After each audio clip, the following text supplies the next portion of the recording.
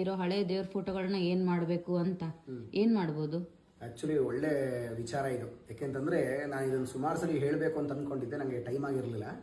ಆದರೆ ಎಷ್ಟೋ ಜನ ಏನು ಮಾಡ್ತಾರೆ ಅಂತಂದರೆ ಪುಣ್ಯಕ್ಷೇತ್ರಗಳಿಗೆ ಹೋಗ್ತಾರೆ, ಅಲ್ಲಿ ಫೋಟೋ ತುಂಬ ಚೆನ್ನಾಗಿ ಕಾಣ್ತು ಅಂದ್ಬಿಟ್ಟು ತೊಗೊಂಬಂದ್ಬಿಡ್ತಾರೆ. ತೊಗೊಂಬಂದು ಏನು ಮಾಡ್ತಾರೆ, ಮನೆ ದೇವ್ರ ಮನೇಲಿ ಇಟ್ಕೊಂಡ್ಬಿಡ್ತಾರೆ.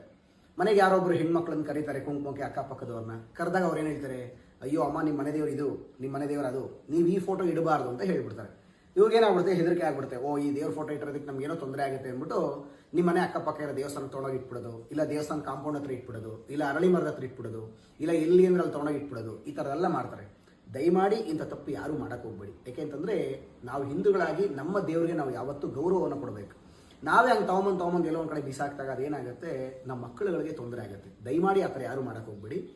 ನೀವು ಕೇಳ್ಬೋದು, ಗುರುಗಳೇ ಆ ಫೋಟೋ ಏನು ಮಾಡೋದು ಗೊತ್ತಿಲ್ಲ ತಂದ್ಬಿಟ್ಟಿದ್ದೀವಿ, ಈಗ ಆ ಫೋಟೋ ಏನು ಮಾಡ್ಬೋದು ಅಂತ.